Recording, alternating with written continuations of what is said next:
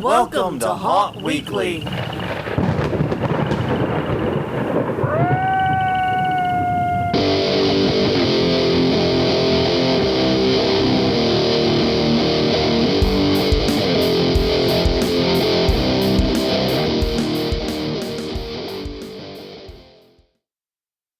Greetings everyone, Jonathan here. We warned you last week we were doing a Redux episode. This week that was the plan. There were three reasons for that. One is, we talked about this previously, Crystal started a brand new job Monday of last week. She had her first full week at the new job. Things seem to be going well, but that's a lot. Second is, we've been sick.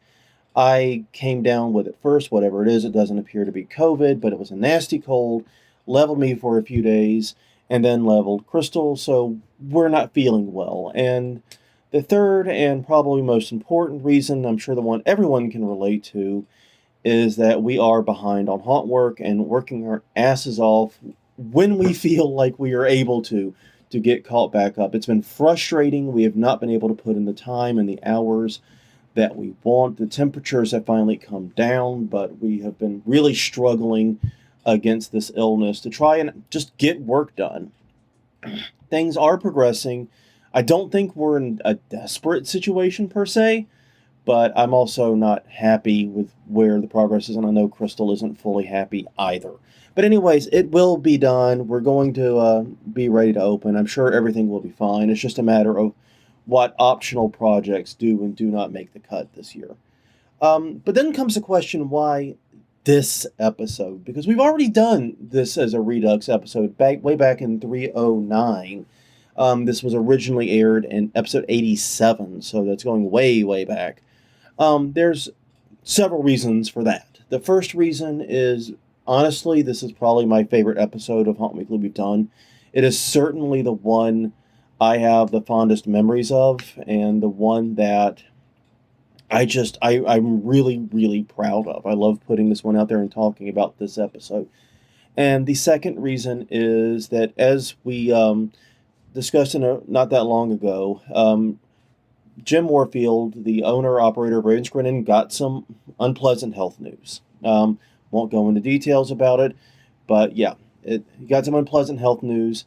And he's asking everyone to please come and support the haunt and focus on the good times. No serious talk, just have fun, getting scared, and going through what can only be described as probably the most unusual haunted attraction I can think of, the most unique and unusual.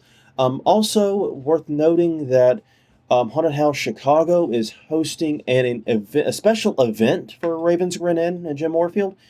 Right now, the only information we have is the save the date stuff. That is December 2nd. It will be in the Chicagoland area. We don't know any more details.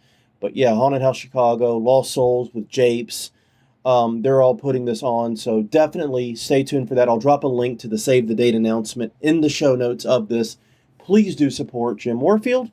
Please do support Ravensgren. And until we speak again, here is episode 87, our interview with Jim Warfield from Ravensgren Inn. Hope you enjoy it. Welcome to Haunt Weekly.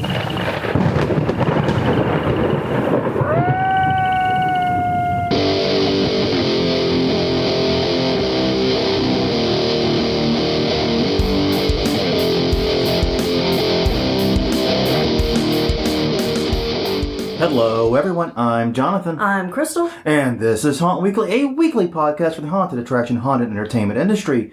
Whether you're an actor, owner, or just plain aficionado, we aim to be a podcast for you. And this week episode, Yes, I'm speaking to my own episode. This is getting meta. Yes, this week, dear listener, we have a very special treat for you. A legend in the industry, or at least in his own mind. I'm not sure which. But yes, we have Mr. Jim Warfield of Ravensgren Inn, one of the most iconic and well-known haunted attractions in the country. That's year-round. That's year-round, yes. And we are so excited to have you. Jim, how are you doing? And thank you for seeing us on your day off. Day off, air quotes. Well, I've got a lot to do here all the time. I'm always working on something, whether it's just sawing up a tree or sweeping the sidewalk or building a new creature or something. Yeah, and that is one thing that you do see, we took the tour last night, and I got to say, words fail. Yeah. Is all I'm going to say about it. I can't even begin to spoil it or describe it, but it was a very unique experience. But every turn, every corner showed how much love and dedication and work you've put into this place. And, I guess we're threading the line between insanity and obsession. There's a line there. There's a line you crossed it a long time ago, huh? He's looking at it in the rearview mirror. Yeah. But, I guess the first question is, how did you get started? All those, almost 30 years ago now. 30 years ago, isn't it? Oh yeah, I've had the house 30 years. Well, as a little kid, I was born in 1949. World War II was just over, but technology was going crazy. And a couple years later, we had a nuclear submarine going into the water forever, and jet planes and rocket planes flying higher and faster, and television screens getting better and bigger, and just everything going boom crazy. And with all that, Hollywood rehashed the old Universal spooky movies, and the new science fiction movies came out at the same time. And as a little kid, it's just all, wow, what's going to be next? Wow, look at that. And just more, bigger, faster, further, and just the world was incredible, in the 1950s when I was a kid. And all other kids seem to think so too. Mm-hmm. And, we collected comic books, and my older cousin had a big collection of the banned comic books that government said were too evil to sell anymore. And they used to scare the hell out of me at my grandmother's house. Got to walk down the steps into the basement and pick a comic or two out of the old turkey box right next to a big hole in the floor where they would drop things down to keep them cool. And I knew something's in that hole waiting for me. I guess someday when I came back, it's going to grab me. And that was it, But anyway, yeah. That sounds like inspiration for part of the cellar. Well, then I had an older neighbor kid, Mickey Hartman, he was tall enough he could drop the lid on my parents' concrete coal bin. It was no longer used for coal right next to their house, sort of half in the ground. And he'd tell my friend Mike and I scary stories. They're all the same story. Usually he'd be down in the park, he'd fall down a big hole in the ground, and the devil was going to grab him. And when he said the devil grabbed me, he grabbed me in the ribs and tickled me, and then he grabbed my friend Mike in the ribs and tickled him. And so one day I said to Mike, as soon as Mickey drops that lid and it gets dark, let's do not go to the empty corner of the room. And then they don't, what? And then we start laughing, of course, and we're on one corner left. And Mickey was sort of my idol as a kid because he was a smart kid and all this stuff. And I asked my mother recently, I said, so what did you think of Mickey Hartman as an adult? Well, we kind of thought it was like Eddie Haskell. Yeah. So that's sort of where I got some of my inspiration, along with the old monster magazines and all the comic books and going to the movies. Yeah. That makes a lot of sense. Yeah. When, so was the house the first thing that you started with the haunt industry, or did you? No, work somewhere? I had my own haunted house, the basement, like Tim McVeigh did, and Yeah, by the way, thank you for showing us that last night. Making me feel even creepier and more weird than I already did. And my haunted house was run a piece of thread over a water pipe and hang a piece of Kleenex to it, look like a ghost, and say, look at that, and then make the ghost go up and down. But the thing concerned my mother and the neighbor lady was I had a bunch of kids down there, and I had a candle burning, and I think I almost had Pat Bosman hypnotized. I had a book on hypnotism, and yeah. So I told this story to Pat and some friends standing there. I said, and to this day, Pat's wife doesn't understand where that check for $100 goes every week. Goes to me. That's a really effective hypnotist. Yeah, right. It's lasted years. I might need. Can I borrow that book? that actually sounds really good. So how old were you when you were doing that? Oh, I was just about 10, 11 years old. Oh, wow. okay. Of course, when I had my first haunted house, I had some helper kids come down. We were planning together. And little John Irons, he told his mother, he says, I'm going down to Jim Warfield's whorehouse today. No, you mean horror. There's a difference. Slight. And ended up at a house that was previously a whorehouse right here. So there Yeah. you go. At least that's what they tell me. So, Yeah. Well, they tell you a lot of things about this house over the years, don't they? Yeah. So yeah, when you bought this house, I was reading on the side notes where you saved it from demolition. Basically, supposedly they were going to tear it down. Right. You bought it, you saved it, and you've added electricity to it and plumbing and 80 million other things. I think just in the one room we're sitting in. Tell me about the process of building out this house and. Well, the house had sat empty for 2 years. And before that, it had a series of landlords that didn't put any money back into the house. And they really couldn't afford to because nobody's renting these apartments. And then the one guy that did put money into it made 5 apartments out of 3. And the 2 apartments he made were dinky little apartments. And one was like living in the attic and, you know. But they looked nice. And so then nobody did anything for years in this place. And when I bought the house, it had holes in the roof as big as a softball right straight through.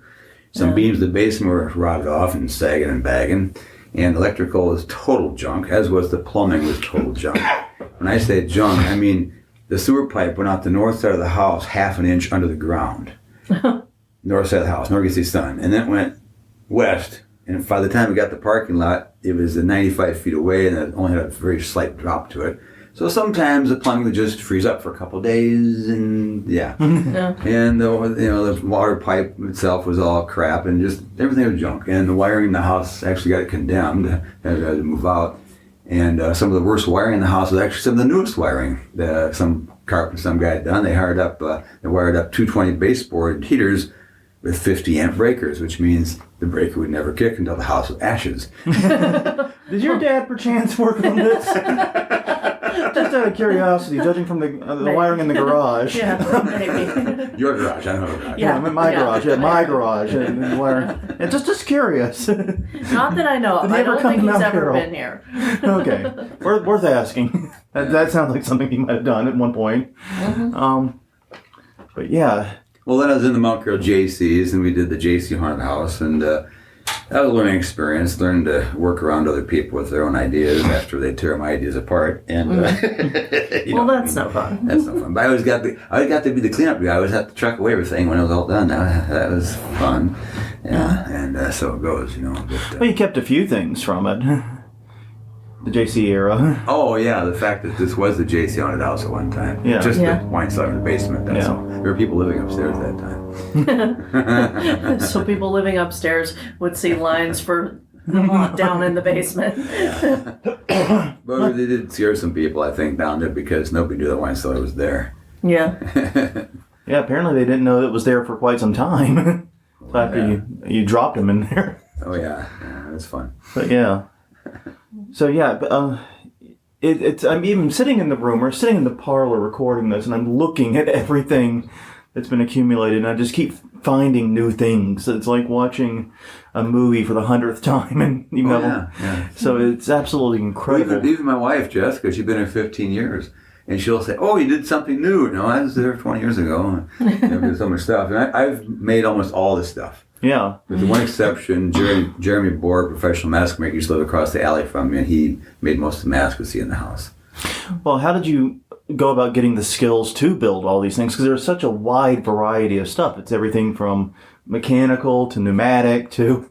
Well, my great-grandfather, Spencer, in Chadwick, Illinois, just 7 miles down the road, he's still selling cars. He's 95 years old, and his 3 boys were his mechanics. My grandfather's one of those boys.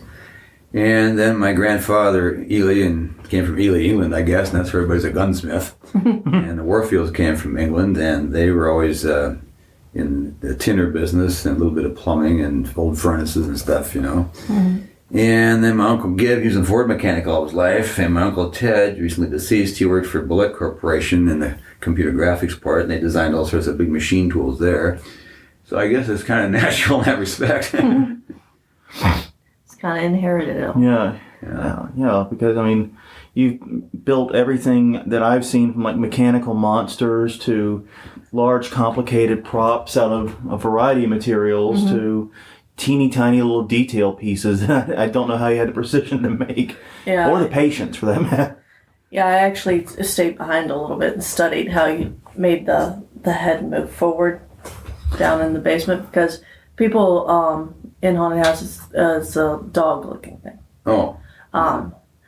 They have big machines that have an animal come out toward you, and it's all, you know, motors and gears and $10,000 invested in this one giant prop. Yeah, exactly. I used to go to Transworld. Funny thing was, there were people around here that were going to Transworld, and they never told me there was a Transworld. Yeah, and then They didn't want you to get ideas. well, not just Clinton, Iowa, 25 miles away. The creeps for charity, all dressed up like monsters. They'd do things to raise money for people that were down in bad shape. You know, they were going to Transworld, And then the guy and his wife, about 40 years ago, moved into Savannah and have a big mansion there, and they built costumes forever. And they knew about Transworld, but nobody told me. And so one cold March day, I'm out in my side yard building a coffin, and a guy pulls up an old van with Missouri plates on. He says, "Oh, you got a haunted house?" And I said, "Yeah, I have a haunted house too in Missouri." "Well, isn't that something? How did you find me down this back alley?" "Oh, I drove away." Instead, the guy pulls up with Michigan plates. "Oh, I have a haunted house in Michigan." Wait a minute. And then the third guy pulls up. "Well, what's going on here? You know, how you guys finding me in the middle of no place? And all, you know, it's Transworld in Chicago. What's that?" Well, I went to Transworld 12 or 13 years old. Time I knew about it in Chicago, and I only spent maybe $350 or $400 there because I build my own stuff. You know, Yeah. and I don't use glow in the dark paint or other stuff. So there you go. So you don't use glow-in-the-dark paint. That's interesting. Well, there's a sample on the piano behind you. Yeah. Little teeny dots. The guy gave me that transfer for free, a little bottle. That's Oh, okay. I was tempted explains just to that. drink it and see what happened, but you know. Yeah. You were talking about the car last night, and I noticed that there were headlights glowing in the dark. So. And those scared the hell out of a few people. Yeah, I'm sure they did. Like, Now the glow-in-the-dark statue up there and the glow-in-the-dark mask, those are factory-made glow-in-the-dark. Yeah. But, Yeah. Other than that, yeah. Yeah. So, what's it like running? You said, out in the middle of nowhere, and after driving here from St. Louis, I'm inclined to agree with the statement. yeah. What's it like running a haunt out in the middle of nowhere? Well, believe it or not, this is not really that bad of a location in some respects, because if you're in Chicago and you go to the Mississippi River, we're right now the shortest line. Yeah, Route 64, and we're just 10 miles from the Mississippi River. And the Palisades Park, which is very popular on the river, the big cliffs and everything. And the widest spot in the entire Mississippi River is just down at Thompson, because they built a big, dam there.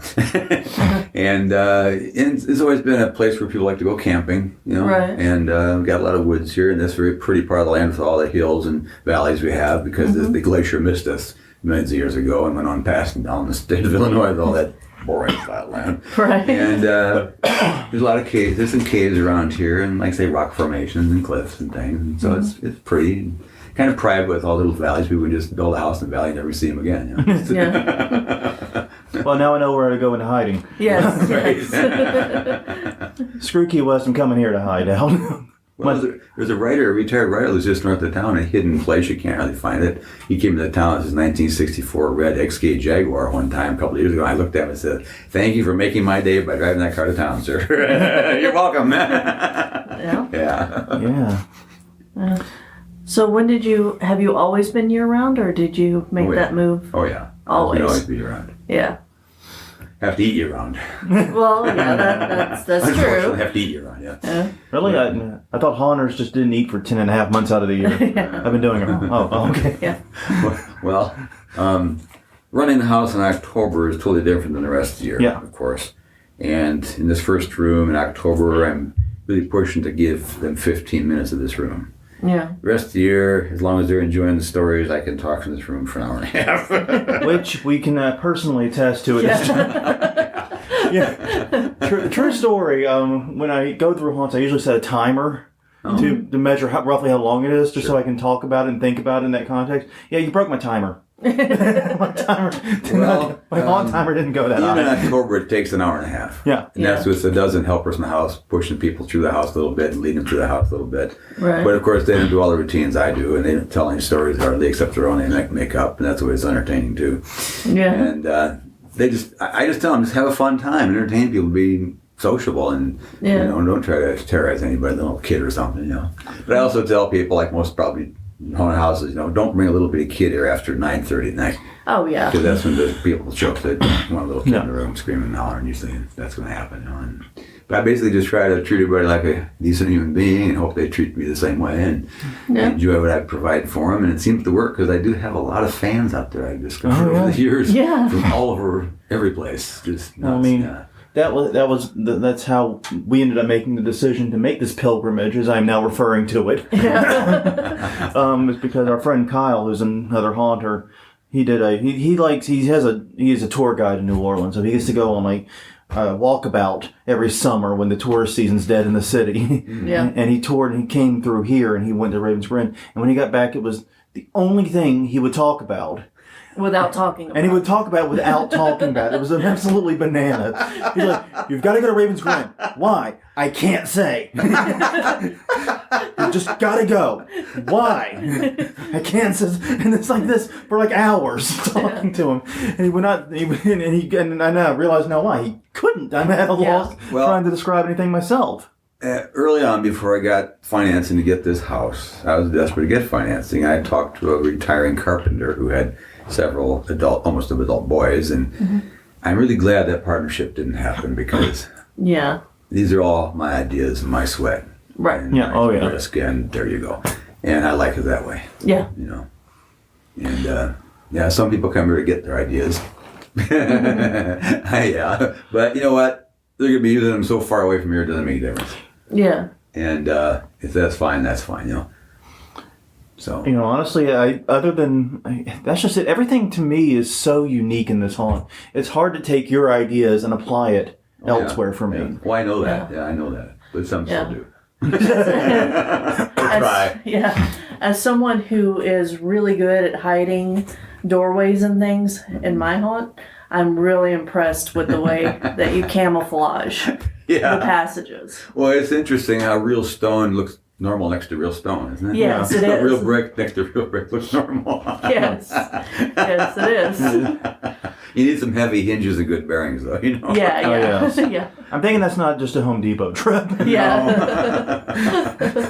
Well, I welded up all my hinges and stuff myself and designed them, and they're still working. So you are carpenter, welder, artist, CAD, the everything of this haunt. You're the mastermind, the evil genius, or just evil. I'm not sure. My sister's name is Gina. It's close, but he's kind of evil sometimes. Fair enough. But so. Yeah, it's like we were talking about, it's such a diverse set of skills that you have to do. Like most haunters we talk to, like, yes, I'm the carpenter. I frame the haunt. And then someone else comes in and paints it. And someone else comes in and does the scene design and the lighting and all that. And you just like, I got it. I've got it all. Well, I'm free with my ideas to another haunter, though, because one time a guy I was talking about his spot room, the black spots on the wall, the white room. It was just Slane Hyde, dressed that same way. And I said, here's my idea for that. The room is white with black spots. You walk in, okay, where's the guy hiding in the costume that looks like the wall? Well, I guess there's nobody here. I guess he'd walk on break or something. So you go leave the room and you trip. What did I trip over? A dead Dalmatian dog. Oh no, the dog's dead. Oh no. Oh, that would be terrifying. Yeah. The dead dog says, oh, whatever. I see things more on a humorous light than maybe some haunters do, just because I have to have that to balance out anything that might scare somebody here. Yeah. The sound of my voice, or look at my face, or whatever, Yeah, you definitely add in a lot of puns and humor, which I appreciate. Oh yeah. So. And I do. Yeah, it's definitely the funniest. I do adult tours. I do little kid tours. My wife comes out and brings the kitty cat or the puppy out for the crying kid. Puppy. Yeah. It's like flipping a switch. I gotta remember that one. That might be the most useful thing we learn at Ravensgren. Have a dog handy.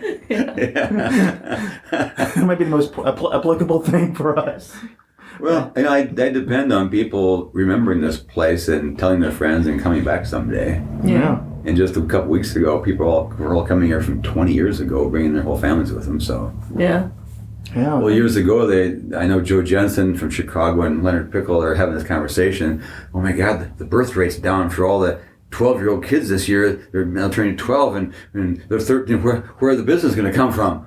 Well, if you appeal to 6, 8-year-olds on up to 38-year-olds, you got more business potentially. Yeah. So there you go. Exactly. That's a good point. Why exclude anyone? But if you want to have a haunted tent that's got real bloodstains on it and hackers and choppers and screaming and hollering, well, a few people might go to that, Yeah.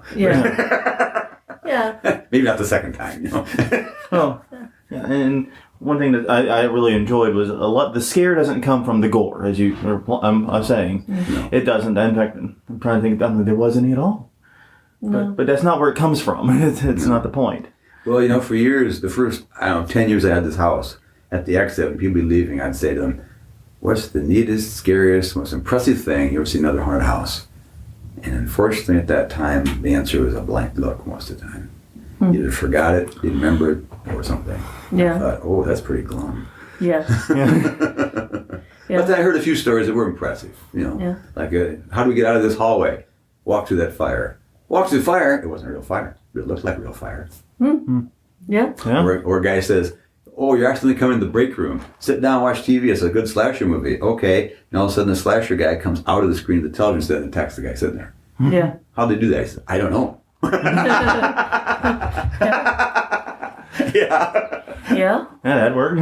Yeah, that would. But doctor, it's funny too. My first best patrons were doctors, nurses, dentists, chiropractors, morticians. Yeah. And they all kind of that dark sense of humor, I guess. They do. And the one doctor, he was one of my first 4 or 5 customers. I got done taking him to my house. I thought, oh my God, it's going to be a tough way to make a living. He smiled one time. That was it. And all these people started showing up.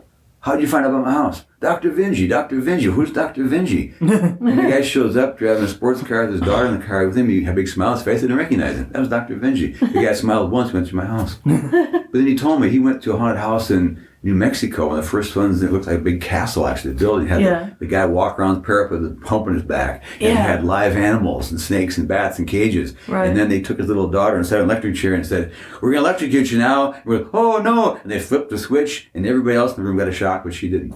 And that doctor brought and sent and paid for so many people when I first started. I just happened to run into his wife the other day in up Freeport, and I said, I just have to tell you, you really helped me get started, because if it hadn't been for you, well, but, But I've had school classes bring the 5th graders here for being good kids. And I thought, well, it'll only be about 2 bus loads. No, this was the price. So they had like 6 bus loads, 1 a day for a week. Yeah. And some of the same school teachers show up with more than one group and have to figure out how to scare the teacher the next day in front of the kids, Evil, Jim says. Anyway.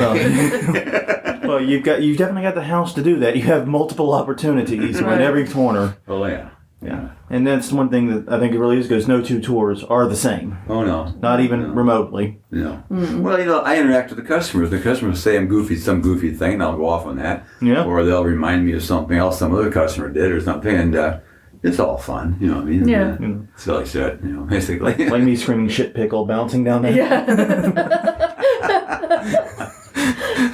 Well, I'd had the house and didn't know what else was going on.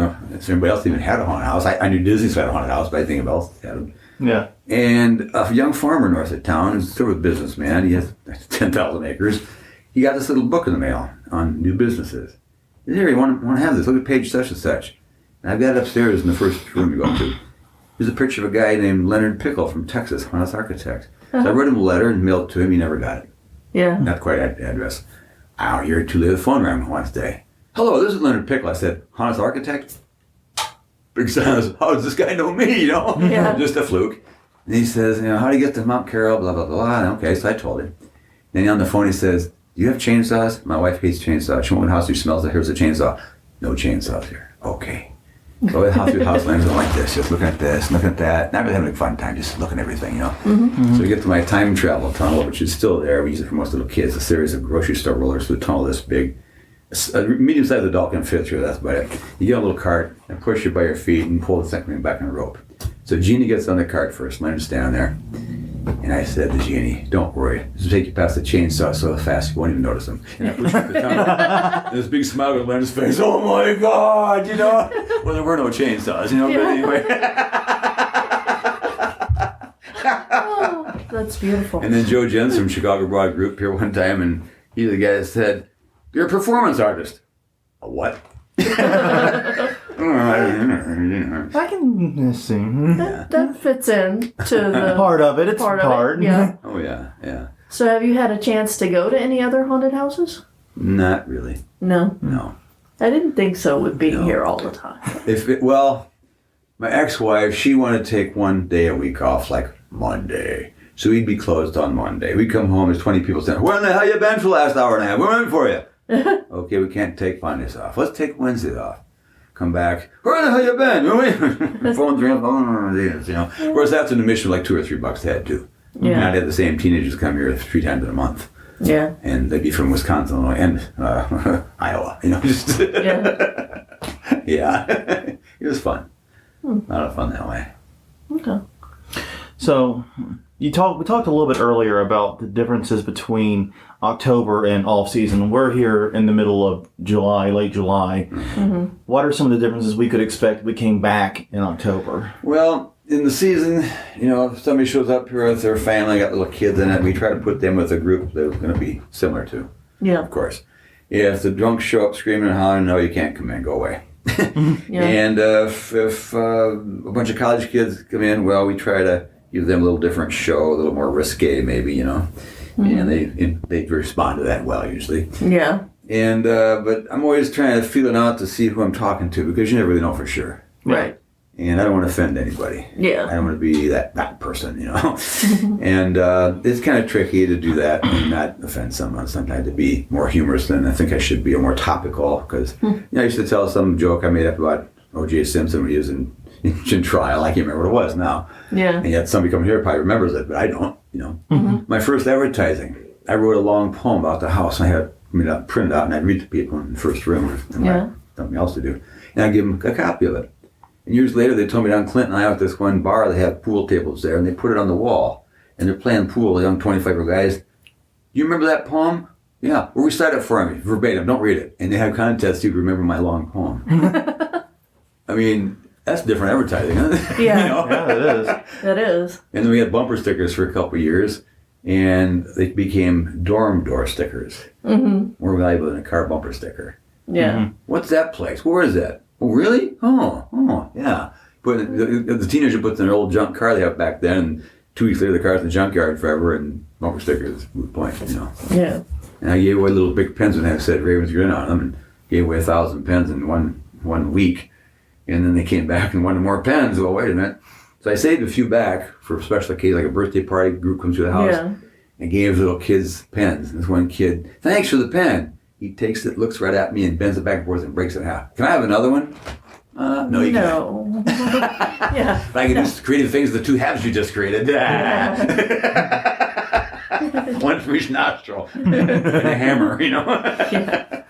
Oh, wow. Yeah, I mean, I had to learn to be calm around people, and they totally act like that. You know, just Yeah. especially kids, of course. But Yeah, that's hard. That's a tough task. Yeah. Yes. Yeah. We've only had problems with kids once trying to intentionally break stuff, So we've been lucky which there. is, that's Yeah. always a nightmare. well, my first fall I was open. At the end of that fall, I was taking inventory, and I had numerous little things that were missing. Things that I had made, spent 2 or 3 hours making, and it's missing. I thought, well, let's put this in perspective, Jim. Have you ever made this much money in 1 month your entire life? Hell no. I guess it's part of doing business. Yeah. Yeah, it's how to look at it. So people just try to take little souvenirs from the house. Yeah. Well, one time I caught a guy in the bed slide. I looked down, and he had these trinkets of mine sticking out of his 2 pockets on his chest. And we were nothing but a damn thief. I reached out, took him out of his pockets, tipped him down. I'm done with him. I'm busy. I don't care. My helper comes, my wife comes and says, he says he's going to sue you because you punched him. Well, guess what? I had video cameras. Never punched him, never threatened to punch him, never raised my fist like I was going to punch him. Right. He stuck by his story. The cop stand and said, here's the videotape, officer, take him away. Goodbye. Yeah. Yeah. Yeah. Yeah, that was about the most extreme I was ever tried to do things. To say I punched them, you know. Yeah. So have you increased video cameras since that incident? We're just on the verge of buying new ones, yes. Yeah. I had a lot of video cameras at one time. And sometimes they didn't help. And sometimes you wonder why I had them because they didn't help, you know. But they're good to have. Yeah. Yeah. So, you talked a little bit about advertising. What are you doing for advertising now? What's your big method for promotion? Or is it just people like us sitting and talking about it? Yeah. I quit advertising years ago. I mean, I gave out free bumper stickers, and then let's see, way back when, that guy talked me into putting an ad on the radio. Oh. And I did the voice. I provided the screaming woman in the background sound effects. And I wrote the ad. Yeah. And it won 3rd place in in state competition for small radio stations. Yeah. And the guy that talked me into doing it and the guy that turned the knobs and turned the equipment off and on got in a big fight over who's going to put that in their resume, and the one guy ended up quitting. What? But I did take my youngest son with me, so he got to see me be a little radio star. Cool. Oh, that's cool. And the ad was so simple. Yeah. Yeah. Hi, I'm Jimmy Warfield. I have my own house, my parents' basement. And then I got lazy. I bought a house that's really haunted. Ravensgren in, and stood in the screaming stars in the background. 25 seconds, perfect, that was it. Cool. Cool. That's very nice. And other than that, Yeah. I put ads in Rockford paper for about 6 years and finally quit doing that because I didn't need to do that anymore. And part of the reason I asked that is we spent most of the morning roaming around Mount Carroll, and basically I think we saw everything. Yeah. You might have, yeah. Didn't take very long, but we did not see, other than the signs, the actual street signs at Point. Yeah. We didn't see anything mentioning Well, on the highway your are car. two the signs car on for the me. highway and the signs. Yes, I paid, I know, $40 a year for they want to leave those up. They put them up. They make the signs. If the signs ever get vandalized or stolen, they replace the sign for nothing for me. I just wish the print was a little bigger than that. Yeah. you know? Yeah. Well, yeah, I barely caught it actually walking Yeah. by. Oh, yeah. Yeah. But yeah, so how is your relationship with the town? Oh, it's very, very good. Cool. Yeah. I mean, there's a few people that are just jealous because I'm doing what I want to do. Or they think I'm making millions of dollars here. Ha ha. But other than that, those people don't bother me and I don't bother them, and there you go. Yeah. But I don't have gory displays here. We have Right. church groups come to the house. Yeah. And I tell them the ghost stories and everything. Right. And they don't, that's fine, you know. But the only church groups that don't come to the house are the local church groups. Which is okay, Yeah. you know. So the local church groups stay away, but the far away ones come in. Yeah. Yeah. The schools they came by, is that the local school? From 20 miles away. Okay. Yeah, That's fairly local. Well, the 20 mile away school has a lot more students, and they're also a little more with it, I think, you know, as far as what the kids would want to do. Right. And that's, I think, how that happened. But I'm not 100% on that. Yeah. But and what got me when I first started, though, somebody discovered my house, they come to have a great time, and then they keep it a secret. Just bring their new boyfriend, new girlfriend here. Well, no, tell everybody. How am I going to stay in business if it's a secret, you know? Yeah. But I did early on. This one woman just graduated from college in the advertising something field, and she says, I'll advertise for you. And she wrote a letter about my house and mailed it to everybody that had a radio station, a newspaper, a school newspaper. I got one call from one kid at one school. That was it. And I thought, Wow. boy. Yeah. Yeah. No, just impressed him with the house, you know. Yeah. Obviously, I've never enjoyed using the same haunted house picture, well, I see in the newspaper. Right. When they print the same haunted house 3 times on one page and they're all different on another, wait a minute, you know, that's stupid. Yeah. Well, let me tell you how it really got started, though. I had the house 3 or 4 years, thought I got enough to show the world. Mm-hmm. So I wrote a letter to the Chicago Tribune, mailed it to him, got there just in time to make the paper that had all the haunted houses listed in. Mm-hmm. It folded out about this big, and each listing was about that tiny. Except for mine, it was about that big. Yeah. And I wrote to him and said, it's an actual haunted house, built in 1865, optional guaranteed scare package, admission, da-da-da, Mount Carroll, Illinois. Yeah. And it hit the stands, newsstands, about 5:30 in the morning. Mm-hmm. I'm sleeping on an army cot next to the phone just because that was my bed at the time. The phone rings. Ring. I picked up, said, Ravensgren in. It's like a young black man said, holy shit, hang up the phone. Well, that's a good start. And then I hung the phone back up and it rang again. Where's Mount Carroll? Blah, blah. Okay. Hung up the phone and it rang again. Well, as the sun started to come up, when I went to hang the phone up, just pushed down the little thing on the cradle and it ring again. And again. Goodbye. Ring. Hello. Ring. Goodbye. Goodbye. So after a couple hours of that, I turned the answer machine on and walked uptown to the restaurants, the bars, and I walked in. I said, I think a lot of people can come to Mount Carroll this weekend and see my haunted house. You might want to stay open an hour later, put on extra waitress to buy extra 50 pounds of hamburger. And then to a man, they all went, yeah, right. Guess what? The whole town is crammed full of cars and people trying to find and get in my house. Wow. Some stopped at the sheriff's office just a block and a half away and said, where's this Ravensgren place? And by the way, how much do houses in this town sell for? People bought some houses in the town because I was here. Yeah. Yeah. The guy from East Dubuque, he'd been in town once, came to some haunted house. He bought the bowling alley for 5 years. Wow. Jim the realtor, Yeah. Jim the tourist guy. Yeah. I tell everybody comes to my house about the Palisades State Park in Savannah, the big cliffs you can stand and look down across the whole river on. Right. And everybody's impressed by that when Yeah. they go there. I have Mr. Information here. If they want to know this, they want to know that. A couple years ago, a couple showed up here, and she says, I just spent the last 6 years in the South Pacific looking for Amelia Earhart. Well, the parents are the ones taught how to fly are buried in this graveyard. What? I found her in Mount Carroll? I found Amelia Earhart in Mount Carroll? Yeah, you did. And up at the post office, they got the thing there, the sign tells you all about that woman and her parents. Right. You know, yeah. Speaking of the graveyard, you actually do something or work with a tour over there too? Well, I Or wrote is the that- first original script they needed for that. Okay. I knew more about that little stuff than they did. And this is during October. Is it every yes. weekend or is October it just nights they call it, and Okay. it moves around the month a little bit. And sometimes they just don't even do it. Now, last couple of years they had a daytime walking tour, which I had no idea what to talk about. right? But but at night when they'd have it at night, they drive you up there. And I took Jessica up there for the first time a couple of years ago. And when you make the turnaround, you look back down this main street of the town. At night, with the moon on, it looks like you're almost in an airplane, like an aerial view. Yeah. And that's really neat. Yeah. And then they'd hire to get some guy to give the talk, and he couldn't pronounce his words well because he was too much in the sauce. Yeah.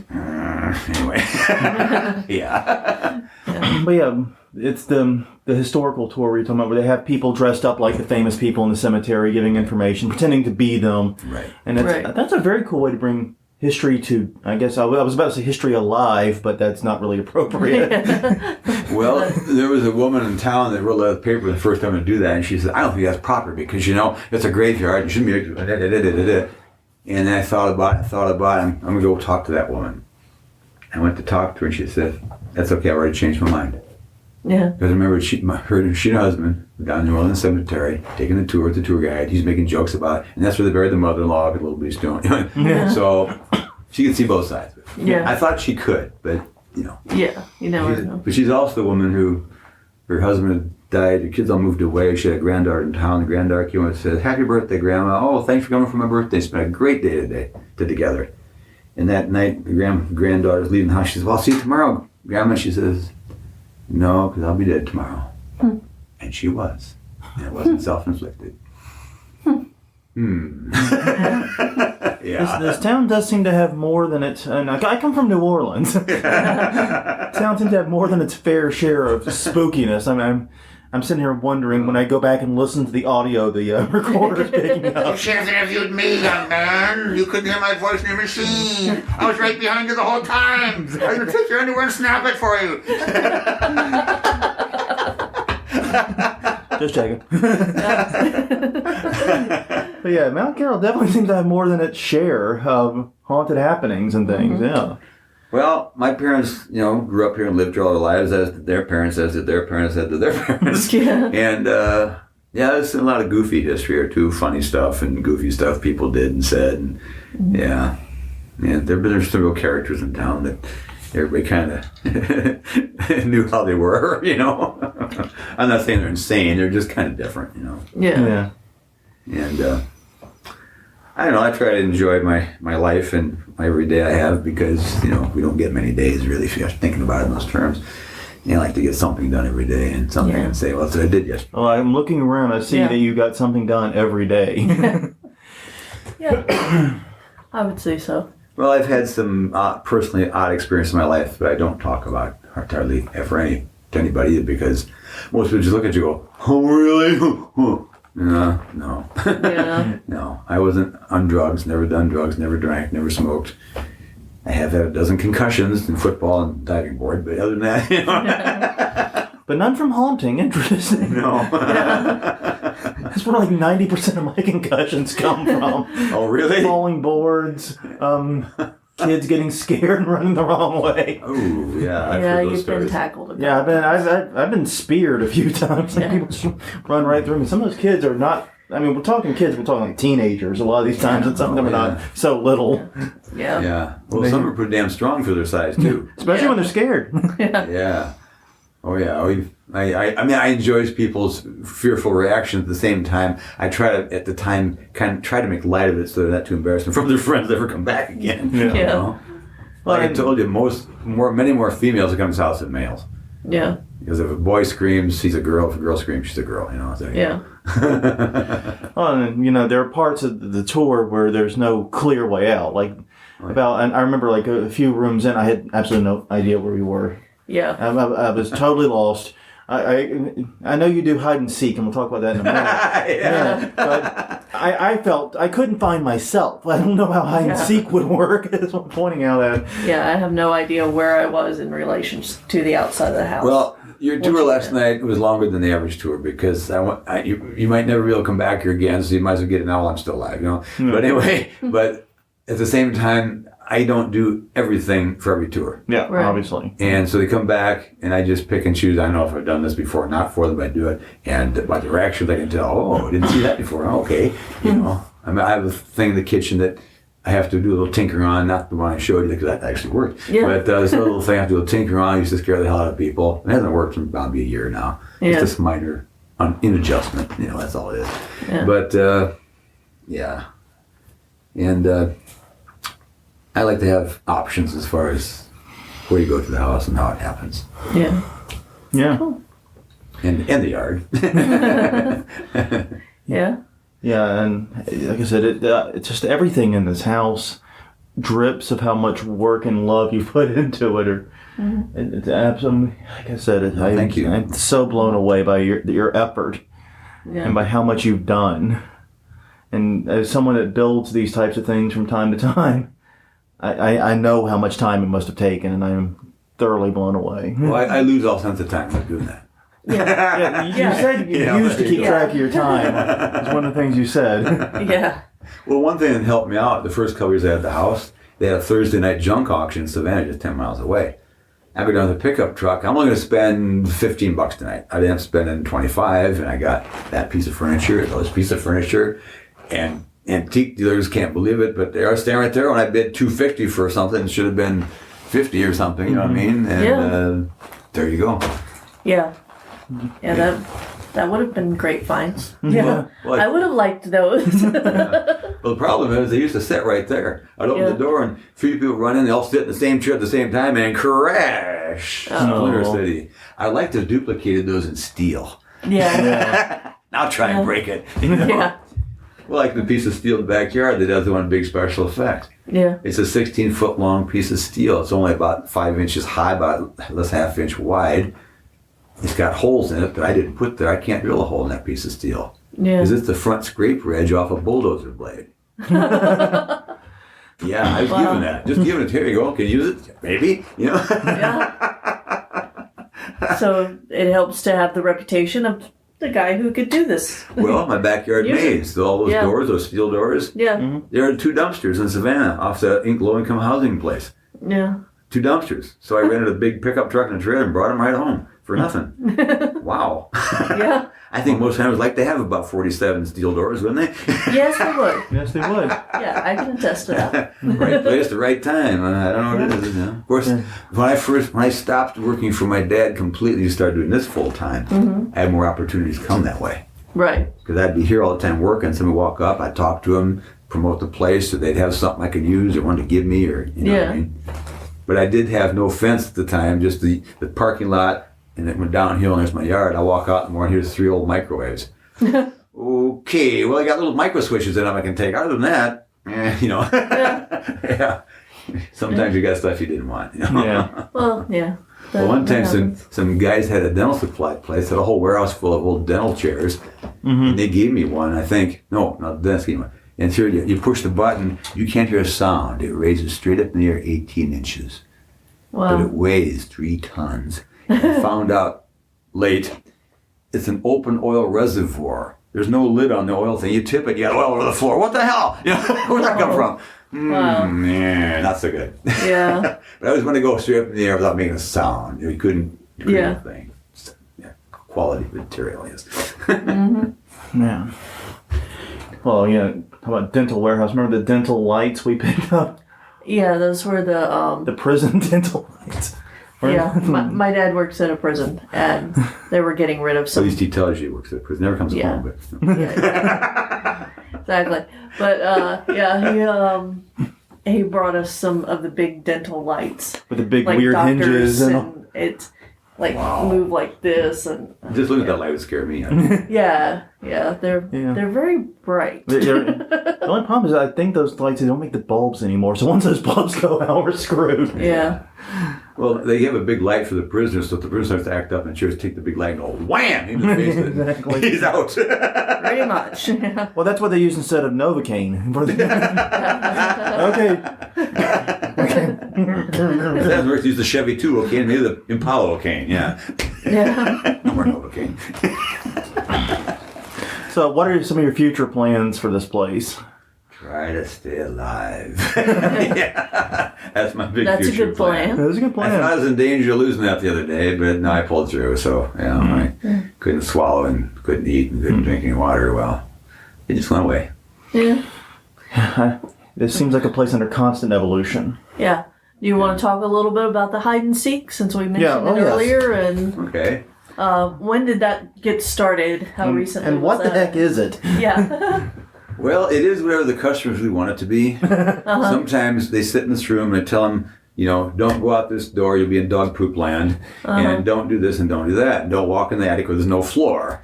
And Yeah. Good idea. That, and where the That's a good restroom is, and we just set them free. If they want to go down the slide, that's fine. We have to operate that one slide, of course. And they have to carry their slide blankets back up if they go down more than once, which doesn't always happen, but we try. And the best hiding place in the adult hide and go seek is up in Charlie's Tavern because they never find you up there. Right next door. Yeah, plug for Charlie's there. Yeah. And I think haunters like Charlie's Tavern because of all the taxidermy animals they have hanging on the wall. Yeah, the 3 giant Yeah. bison. Yeah.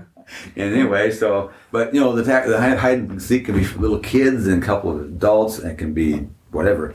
And sometimes we wish we weren't doing that because they get a little rough on the house, Yeah. bangy, slimy, bangy, crashy sort of things and stuff.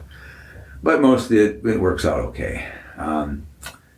Sometimes you hold our breath if some groups come in, if they're going to play, I go see, will the house survive this, Mm-hmm. But it works out. The best hide and go seek was the hide and go seek we had October 31st at the end of the night for our employees because Jim was it for the zombie tag hide and go seek. And so I counted or whatever it did, and I started wandering around the house. I could hear voices on the side of the wall, but I knew by the time I ran around the wall, they'd be down the other way and they'd get away from me. Yeah.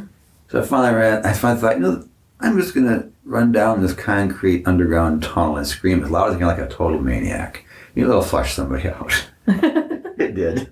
My one helper, Jeff, all night just said to Jessica, I thought Jim was going to kill us in this. He said, he's going to kill us in this. And Jeff's a big guy, But I had the best hiding places because it's my house, obviously. Yeah, Well, obviously, yeah. Even though Jessica figured out one hiding place, there's a big upside down plastic tote inside. Yeah, I've been there for years and I was in the tote. The tote was about 2 inches off the ground. My legs were dying. I mean, oh, please find me now. Please find me now. And here Jessica, another person, walk. Could he be inside that tote? No. Like, and I jump at him. Yeah. And Jessica had a hiding place in the basement that nobody could find her. Yeah. And when Jeff would walk by, she'd say nasty things about Jeff. He couldn't find her. Yeah, that's fun. But yeah, that's something that you can like rent the house for a night and do that. It's by the hour, By the- right? Yeah, by the hour. By the Yeah. hour, sorry. Yeah. Yeah, that sounds like a lot of fun, and it was something I have not actually seen any other haunt do. No. No, they're big into escape rooms now. I have an inescapable room. Yes. Yes, you You do. looked down and through the bars last night. Yeah. Yeah. Down the hallway. It was lit up, yeah. Yeah. It was. And I actually built a chain and pipe ladder to get down there because this girl that used to work for me wanted to be down there for October. I got all built and she said, I changed my mind. Well. It's sort of like being in a grave, actually a hole in the ground, laying in the coffin for Halloween. And next year, the JC Link didn't do that. Why didn't they do it? Got tired of having dirt kicked in his face and people spitting on him. Okay, I know why. Yeah. Yeah. That makes There's always a sense. drawback to anything you want to do, it seems like, Yeah. Yeah. And sometimes it's too much of a price to pay, unfortunately. That is very true. Oh, advertising. Yeah, for years, I had my cars decorated and I'd drive around them. And Yeah. that got a lot of people's attention. Those cars are very attention grabbing. We Yeah. took a couple photos of the one. Especially Of the Both of square, them, yeah. of the square. We'll have to put those in the blog post whenever we post this. Yeah. 'Cause, yeah, they're very attentive. They're right across the street from the hotel. Yeah, And- that we were at. yeah. We were- yeah. Well, right next to the sheriff's office, too. Yeah. So whether you're going to jail or going to the hotel, That's you one- know where Ravensgren is. That's one thing. When other hunters talk online about security, I tell them, well, I dial my phone, and about 20 seconds later, the policeman is right here in the car. Yeah. 350 feet or so from the policeman's office, you know. And we got Yeah. the county and the city police here, so, yeah. Yeah. Yeah, I noticed that on the way in. Yeah, and I do like that everything's within walking distance of you. If yeah. you wanted to stay here in town, Yeah. you know. Yeah, you stay at the Glenview, you eat at Rita's and Charlie's, you drink at Charlie's. Bridgewater. Sorry. Bridgewater. Drink at Charlie's, eat at Rita's, also Charlie's. There's also the place next door to Charlie's we haven't been to yet because they haven't been open. Seavers, yep. And then come here. It's like you can literally make a day and 2 days out of it and never get in your car. When I first opened up, a little while, a rock and roll band from Chicago came and spent the night, actually. I had like a haunted bed and breakfast. And they were sitting in Seavers and having ordered a second round of drinks. And the waitress brought him the bill. And the guy says, quick, another round of drinks before the price goes up. This must have been a special price. Special compared to Chicago, yeah. Yeah. Yeah, we were happy with the prices. Charlie's, yeah. The next door Charlie's, yeah. Yeah. Yeah, a little too happy, maybe. Well, my great-grandfather, Ely, was a bartender in this house for 7, 8 years of life in the 1880s. I didn't know that until just about 6 months ago. Yeah. He had his full-time job. He had 2 mules, Joe and Jenny, and wagon them down the street, hauling from the railroad downtown to merchants, and that was about it. But, so I do have a family connection with the house in that respect. Yeah. And I have people that told me their stories when they used to live in these apartments, and most of those people that tell the stories would not be capable of making up and telling the story either. Yeah. I mean, some people actually do, but most people Right. I know, I don't think they're doing that. Yeah. Well. So, would you have any advice for someone who wanted to get something like this? Not that there's anything like this. Or ever will be again. Well, you hit the nail on the head and you said about the hours I spent here and the ambition I spent here. Because the one reason I wanted to buy this house to start with, my one wife, who I have 2 children with, she didn't make any house payments on our house we used to live in for about 8 months and didn't even tell me. Oh. It wasn't her fault because I was working with my dad full time and he didn't pay very well or very often. Yeah. So all of a sudden, we got no place to live. Where are we going to live? Yeah. This house is for sale. Well, if I can get the money. So I tried for about how many months to get the money. I finally got the money. I went back to our house and I walked in and I said, because she said, yeah, it's a good place to live. She went to the daycare center. I had the house in the basement. I walked in and I said, I got the house today. And she just frowned and looked away. I thought, what's that mean? Yeah. Well, that meant she wasn't staying with me. She was down the road. Oh. Yeah. But when I came home and her witchy mother was there and her friends all packing stuff on the table, I see the shoebox sitting there and it got my attention. We don't keep shoeboxes. What the hell's in that shoebox? I opened it up and there's a snake skin in the shoebox, a dried snake skin. I said, Kathy, I found your mother's winter coat. And she went, Okay, I'm going to steal that one later. Yeah. Oh, man. Well, So I came down here with no wife and no kids. Yeah. And I had 4 kids total. And some of them, well, one just graduated from high school that year, and one was the year behind him, and then the 2 little boys. Yeah, and that wasn't pleasant. I think that's about all the time we have. So yeah, this is Ravensgren Inn. If you need to look it up, it's okay. What was the website? Haunted Ravensgren. Haunted Ravensgren. I was going to get it wrong. That's why I turned to you. And it's 411 North Carroll Street, Mount Carroll, Illinois. You know what? You got to come at least once. That's what I'm saying. This should be like a legal requirement in the industry. I mean, you're not allowed to work in the haunted attraction industry if you don't come at least once. I mean, new rule from my book. Well, Jim, thank you so much for spending the hour with us and regaling us with your stories. It has been an amazing, amazing time. dear listeners, thank you very much for joining us. And next week we're doing the news. Yeah. So we will see you guys next time.